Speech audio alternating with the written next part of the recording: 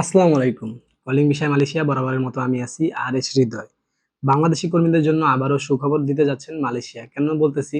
আপনারা হয়তো সম্প্রতি সময়ে সবাই জানেন যে ৮ তারিখে বাংলাদেশের যিনি সরকার আছেন, প্রবাসী কল্যাণ মন্ত্রণালয়ের যিনি উপদেষ্টা আছেন, উনি খুব শীঘ্রই মালয়েশিয়াতে সফর করতেছেন এবং ৮ তারিখে উনি আসবেন। আসার পর এখানে আপনারা যেটা জানতে চান ভাই, আসলে কি উনারা ভিসা খোলার কোনো ঐরকম এবিলিটি বা কোনো সিউরিটি আছে কিনা? ভাই অবশ্যই আছে। কেন বলতেছি?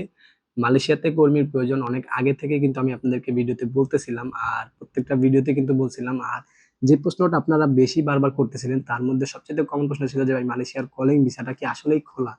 ভাই মালয়েশিয়ার কলিং ভিসা খোলা এই নিউজটা একবারই সত্য। বাট সেটা কাদের জন্য এটা আপনার আগে বুঝতে হবে। সেটা হচ্ছে যারা অ্যা অন্যান্য দেশের যে যে শর্তগুলা মানতে রাজি ছিলেন, মালয়েশিয়ার যিনি প্রধানমন্ত্রী উনি যে শর্তগুলা দিছিলেন এর মধ্যে ইন্দোনেশিয়া, নেপাল এবং কিছু দেশ কিন্তু এই শর্তগুলা মানতে খুবই রাজি ছিল।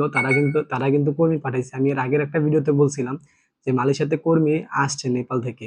আর এসে এখন বর্তমানে কলিং ভিসাতে কাজও করতেছে।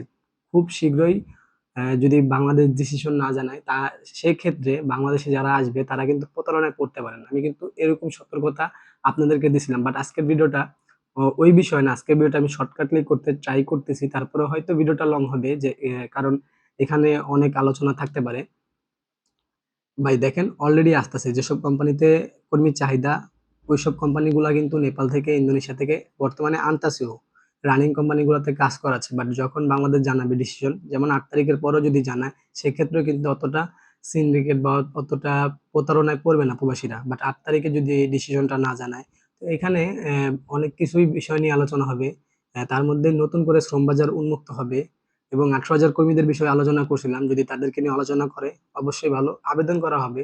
যেহেতু ভিডিওটা ৭ তারিখে আমি আপলোড করব। যদি কোনো ঊর্ধ্বতন কর্মকর্তারা ভিডিওগুলো দেখে অবশ্যই তাদের কাছে আবেদন ১৮,০০০ কর্মীদেরকে নিয়ে আলোচনা করা হোক। তারা যাতে খুব শীঘ্রই শিথিলভাবে মালয়েশিয়া আসতে পারে এবং নতুন করেও শ্রম বাজারটা খোলা হোক। একটা লিমিট রেখে যতটুকু চাহিদা তার থেকে অ্যা 70% করা হোক। আর এখানে যারা আছেন অবৈধ প্রবাসী তাদেরকে বৈধতা করার সুযোগ দেক।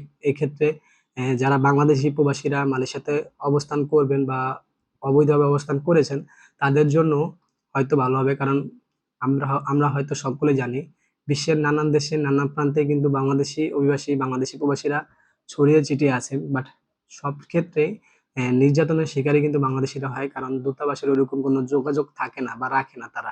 বাট অন্যান্য দেশগুলা যদি মিয়ানমার অথবা আপনি নেপাল অথবা যদি ইন্দোনেশিয়া দেখেন, তাদেরকে যদি আটক করা হয় তাদের দেশের সরকার কিন্তু খুব শীঘ্রই তাদেরকে দেশে আনার ব্যবস্থা করে। বাট আমাদের দেশে করে না। এই যে সমস্যাগুলা আপনারা আসবেন, মিটিং করবেন ঠিকই।